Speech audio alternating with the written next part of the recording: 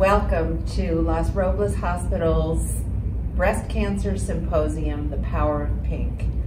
And today, I'm Dr. Diane Lipson, clinical health psychologist, and I will be interviewing Janelle, who is a stage 4 breast cancer patient. And we're going to be talking about the ups and downs of facing and walking through the journey of breast cancer. The things that empower her and the things that cause her struggles. So without further ado, Janelle, tell us about how you found out you had breast cancer. Give us a little bit about your life. Let's start with, who are you? What are those important points, bullet points of who you are as a person first? That's a hard question, Diane, but who I am as a person. Well, I think because I'm a marriage family therapist, maybe I'm just real inquisitive about life and why we feel certain ways. And so when I was diagnosed, it kind of makes me just want to explore all the corners and hidden closets and find out what's going on and get to know it as much as I can. And this is my 3rd cancer diagnosis over the past 20 years. So it seems like every 9 years I get gifted with this. So I think I'm a pro now. I think having cancer, being diagnosed 3 times, makes me a bit of a pro. I think that's a wonderful way to, and an empowering way to look at yourself. Yeah. That here you are 20 years later, and you're doing fine, thank you very much. And you're walking through breast cancer. Yeah. And so tell us about when you first got diagnosed. What was that like? Okay, well, I think it's, I was just thinking like about this last diagnosis, like this last one. I found out I was hiking with friends. We had started out like as pandemic hiking group, and then we morphed into this beautiful close-knit group of women, and we were hiking in the Thousand Oaks Hills. And as we reached the trailhead at this cute grassy park, my phone rang, and I was expecting my dermatologist to call with some concerns I had, but it was my oncologist, and I hadn't heard from her in like almost a decade. And that's when I found out I had stage 4, that my cancer had metastasized. So it's so interesting because I immediately got sucked away from the park and sucked away from my friends, and I felt like I was swirling around like in this snow globe storm of like sounds and thoughts, and just trying to make sense of my oncologist's words. And it's so weird. You kind of lost who you were for a moment. Well, I think I was still who I was, but I became in a whole different world. And like my friends were there and I could talk with them, but it felt like through thick glass. And I just felt like I wasn't in that same world. And I felt all by myself in that world. All by yourself. Yeah, totally all by And that's myself. something that many patients have told me over the years, that it feels as if nobody could possibly understand what you're going through, how it impacts your life, and that it's really hard to talk about as a result, because people are either overly solicitous to you or they want to run the other direction because they don't know what to say. Yeah. And so you're alone in this struggle, this journey. True, yeah. So the struggle takes on different characters for different parts of your life. So we have your professional life. You're a marriage and family therapist. We have your personal life. It affects intimacy and relationships in different ways for different people. And it affects your personal life in other ways besides the intimate aspect. So tell us how it's affected your family life. Who's in your family, first of all? Well, I have 3 sisters and I have 4 grown kids. And I think, at least when I was first diagnosed and still, it scares the crap out of everyone, you know, just because cancer is a scary word, it's a scary diagnosis. So my kids were young at the time when I was first diagnosed, and they didn't know how to be, and they were just caught up in their own little swirling storm. My sisters all got scared that they would have breast cancer too. Like if I had it, then they might have it too. So they all ran to get tested, and then they all struggled to try and see how to support me. Like, it's hard to know how to support someone who has cancer. I mean, you think you might know, but it just makes everyone feel a little awkward because no one wants to say the wrong thing or do the wrong thing. Everyone wants to be there in the deepest way. And so what have you learned are some things that family members and friends can do or say during these most difficult moments? Okay, well, what not to say? That's a good place to start.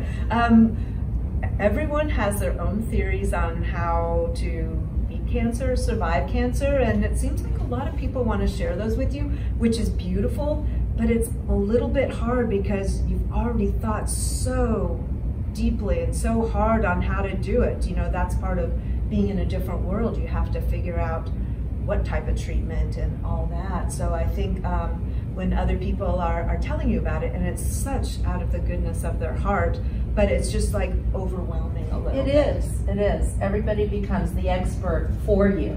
Yes. Don't they? And then telling you of someone they know that has cancer and they died. You know, just things like that. Yes. But what you can do is, I think, you know, if you have information, like my mom, she does such a good job now. She had a really hard time the first 2 cancers. She just puts all her information in a little folder, writes my name on it, and then just drops it on the bookshelf. And so I can read it if I want. If you choose. That was so beautiful, and I appreciate it. Right.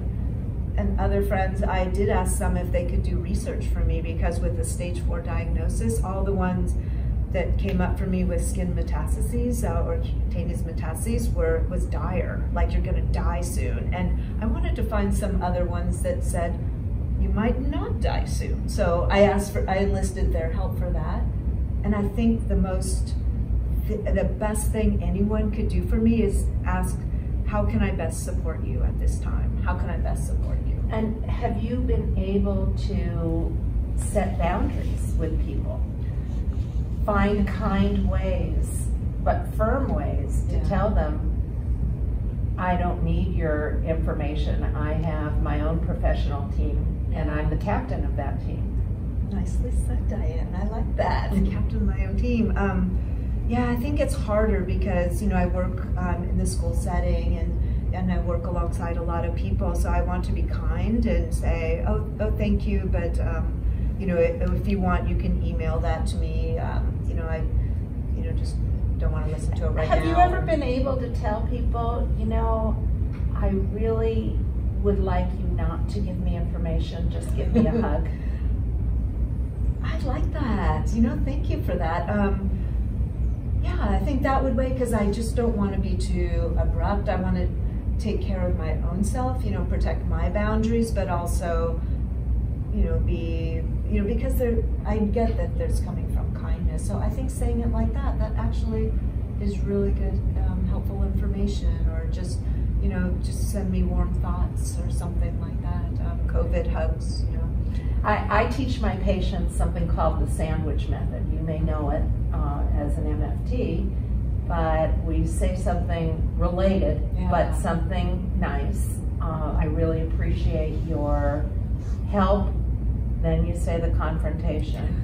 But right now I'm inundated with too much information, and I'm really relying on my team, and I've been appointed, by nature of the fact that I'm the patient, I'm appointed the team captain.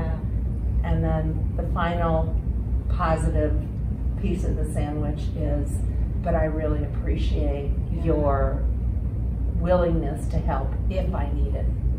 I think that would help a lot of people, because that is a really hard part. You know, different people have different personalities, different things are hard for them, but I'm, you know, basically like the people pleaser type, so I don't want to do that. So I think saying something like that, or having, you know, along that same lines, I think that would be really helpful for people.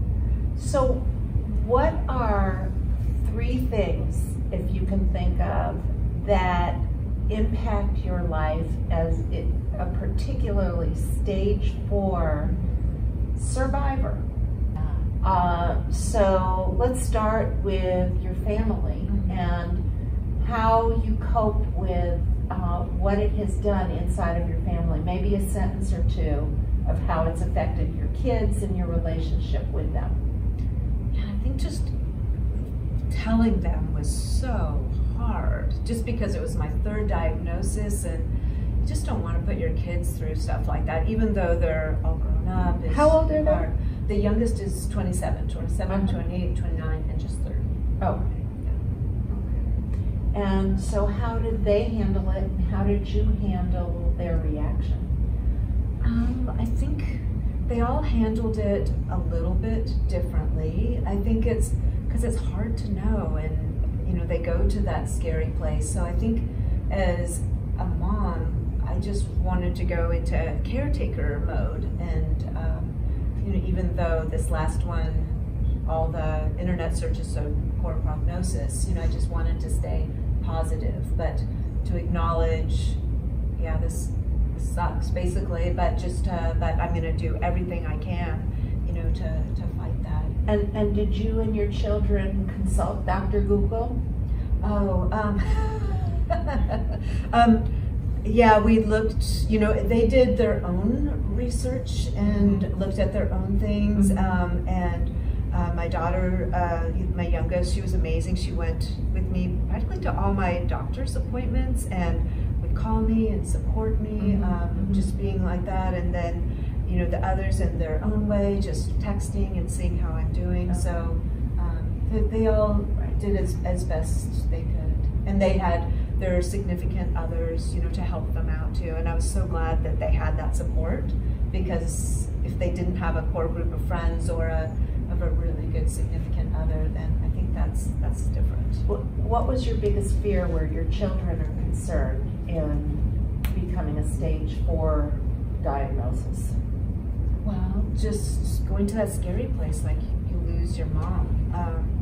When they were younger, when they were in elementary school, I think it's different when your kids are younger versus when they're older, because I know they'll be fine without me, though, you know, of course, you want your mom around, I hope. And then, but when they were young, it's so different, because you're responsible for them. And yeah, that was really hard. I was most concerned about their emotional needs at that time. Here, you, even though your children are adults now, I imagine you want to be here as long as possible for them. How does that affect you? Well, it's definitely the scary place, and I think you know, you can't help but go into like the dark forest where you think about your own death and dying, and their weddings without you, and the birth of their first child without you, and like, oh, I'm just getting choked up talking about it, but just you want to be there for them, you know, for those hard times. So it's thinking of that, and knowing that they'll you know, they'll be okay with that, but you just don't want to add any hardship, like wedding day, or oh, I wish my mom were here. You know, so you go to that place where you might die, and for me, it was important to really face it and go to it and not run away from that feeling, because it takes so much energy to run away from feelings. Right. So I know with my patients, we talk about walking through those feelings. And sometimes walking through those feelings does mean crying, does mean getting angry, all of the above. Poor frustration tolerance, all of the above. And then also, I would imagine being a model for your kids, your adult kids, in showing them that you can go to these dark places and come out the other side. Yeah, I think that's really valuable, because everyone in their lives, I'm guessing, goes through really challenging situations where you're called to go to that dark place. And when you fully go into that dark place, or through the tunnel, or walking the walk, you want to go all the way through the tunnel to the other side, you know, experience those. You can't do that all the time. Sometimes you can't do it by yourself, but you know, when you're ready or have help, you know, seeing a therapist is excellent. A support group is huge, guys. You know, just that can help you go through that dark, scary place. But it's really important for anyone, I think, experiencing huge changes, emotions, to go through that. And let's touch a little bit on intimacy and dating and how that is in a situation where you have a difficult fight. Yeah. That you're going through. Yeah, I think, well, my significant other passed some years ago, and then I had just started dating, you know, trying online dating, and started talking with people, went on a few dates, and then it was like 2 months later or something, I got the diagnosis, and then I immediately stopped everything, and one person that I had seen twice, I just said, sorry, you know, I just have to be fully immersed and take care of myself right now, and then so I just stopped that. But I went to the place like, who would want me? Like, that's putting it on like an online profile. It's not sexy to say stage 4 cancer. You know, it's I just thought, who would want me? Who would want like some, you know, just someone with all that baggage and life stuff. And yet, that is one of the reasons that I have learned so much from the cancer patients I work with, because when you face death, and sort of walk through it, you develop such wisdom, and because just about everybody goes through those moments of terrible self-esteem, breast cancer or not. Who would want me? Who would ever want me? And the cancer kind of brings all of those awful moments to the fore, and you can grow through it. Because look at the strength and courage you've developed, and you're feeling fine, right? Now I feel more like a warrior woman. You know, I've got scars and stuff, but I feel so much stronger and powerful, and now I feel like, okay, if someone doesn't like my scars, you know, sorry. But before I was like, oh, damage. But, you know, a friend of mine, a dear friend of mine, he sent me a video of the Japanese art of, I might not be saying it right, but wabi-sabi, is it? Or I haven't heard that term, but I know what you're talking about. It's the broken pottery. And they fix it with the gold resin, and they put it back together because they say this pot, this teapot, this urn has had a beautiful life. It's been through things. That's the beauty of it. So they accentuate it. And so now I think I got like some wabi-sabi or whatever that's right. It becomes more beautiful in its brokenness and putting itself, or being put back together in a more gorgeous way. And so tell everybody how you are put together in a stronger, more gorgeous way, walking through this journey. I think it's like when you've really faced death, that's when you can truly live. You know, when you face death, you've been to that scary place, and then you can like live with abandon because you've been there. You're not always thinking, oh, I might die, whatever this. You've been to like the scariest place. I don't know, there might be scarier places, but that's kind of scary for me. It's about the scariest for most people. I guess, yeah. So I think now I feel more alive. I feel stronger. Like, you can't get me down in a way. You know, of course I have my down moments, but when you face death and come out the other end, wow, you're way stronger, and it's almost like you're super alive. I don't know, that's trying to see, but it's like so strong. I really feel kind of like warrior woman, like with almost war paint on or something. There's radical acceptance. And when people accept what the worst possible thing is that can happen, it becomes freeing because they accept it. Okay, there's nothing I can do about that reality other than live each moment in the very best way that I can. and I call it grabbing life by the horns and riding it, right? I like that, yeah. Yeah, yeah. And so how has having stage 4 cancer affected your work life, if it has? Well, that's kind of hard because I was diagnosed in July last year, and then that was school. I work primarily in the schools, so that was a little break time. But going back, I had a hard choice. All I knew is I might have months to live. I think they said maybe 22 months or something, whatever. So I told my 3 bosses, but I didn't want to tell all the other people I worked with because I didn't want them to utilize me less. I didn't want to do the disservice to the kids by not being able to see them. And so you didn't want to be looked at as a patient or as a stage 4? Well, I think it was, I didn't want anyone to see me as, because I feel my job is so important, like working with young kids and helping them through, man, they're going through some hard stuff. I didn't want to miss out on that. And yeah, I thought maybe people would say, oh, I don't want to burden her with that. Right. So I'm not doing that, when I would think like, no, that's good. And also work was a way, when I'm fully immersed in whether it's an adult client or a child client, then I'm truly with them. And I'm not a cancer person. I'm with them. Right. That is critical. Yeah. I'm not a cancer person. Yeah. I'm a person. Yeah. I'm functional. Yeah. I'm powerful. I have plenty to offer until the moment I die, which can be 20 years from now, 100 years from now, or tomorrow. Yeah. And that's the value in this lesson of going to the darkest places of I might die, because the fact is that we all die at some point, and walking through it early sort of frees us to ride life by the horns. Yeah.